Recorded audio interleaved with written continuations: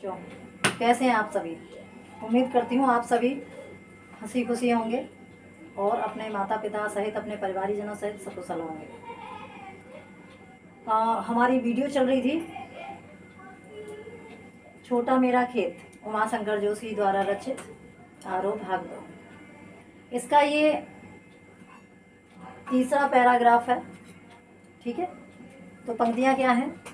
झूलने लगे फल रस अलौकिक, अमृत धाराएं फूटती रोपाएं छिड़की, कटाई अनंतता की लुटते रहने से जरा भी नहीं कम होती। तो इसमें आप देखें, रस का अक्षय पात्र सदा का, छोटा मेरा खेत चौकोना। इसमें आप देखें प्रसंग क्या है। इन पंक्तियों में कवि विचार व कल्पना के मिश्रण से बनी रचना का साहित्य में स्थान निर्धारित करते हुए उनकी प्रसिद्धि व प्रसार के कभी समाप्त न होने की बात कहते हैं। व्याख्या क्या है। इस खेत में बोए गए बीज अर्थात मन कल्पित रचना के बारे में कहते हुए रचना के बारे में कवि कहते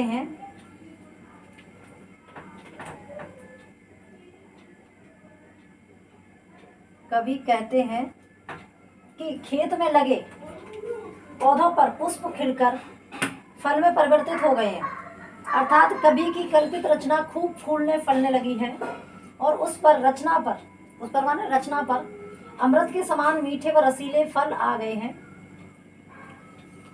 बीज की पलभर की रोपाई के कारण आज यह खेत फूल व फलयुक्त हो गया है और इससे अनंत समय तक फल प्राप्त होते रहेंगे, जो कि बार बार तोड़े जाने पर भी समाप्त नहीं होंगे।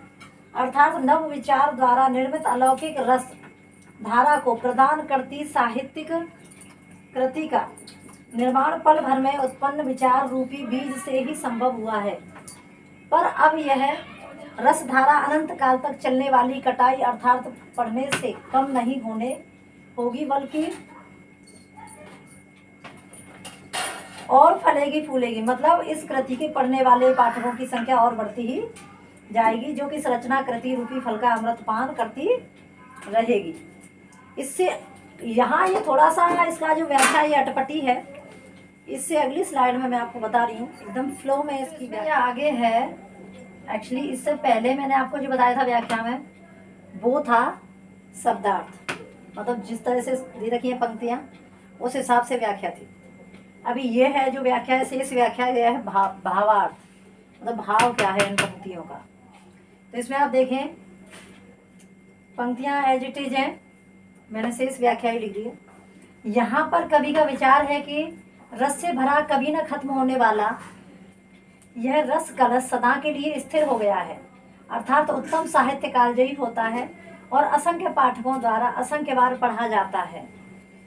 इस क्षणिक कल्पना व विचार से निर्मित यह उत्तम काव्य असंख्य लोगों की विचारधारा को प्रभावित करता है, मगर फिर भी कभी अपनी इस उत्तम कालजयी कृति को छोटे चौकोने खेत के समान ही मानता है।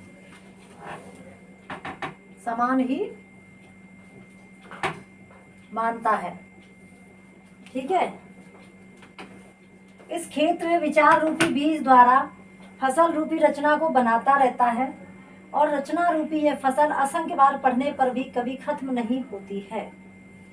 इसका अब है काव्य सौंदर्य। काव्य सौंदर्य में देखिए पहला है भाव पक्ष। भाव पक्ष में क्या है, कवि का विचार है कि उत्तम काव्य साहित्य कालजयी होता है, जो कि असंख्य पाठकों द्वारा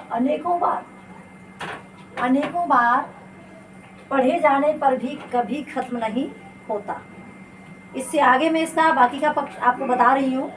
बाकी कला पक्ष में देखें पहला पॉइंट है तत्सम तत् शब्द प्रधान शब्दावली का सौंदर्यात्मक प्रयोग हुआ है।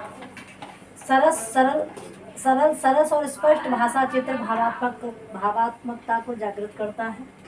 अनुप्रास व रूपक अलंकारों का प्रयोग हुआ है।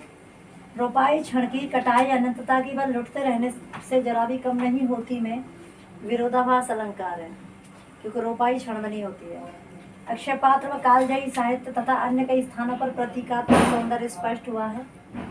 नंबर लास्ट पॉइंट है इसका रहस्यात्मक शैली का प्रयोग काव्य सौंदर्य में वृद्धि करता है। इससे आगे इसमें एक और पैराग्राफ बचा है, वो मैं आपको कल बताऊंगी नेक्स्ट वीडियो में।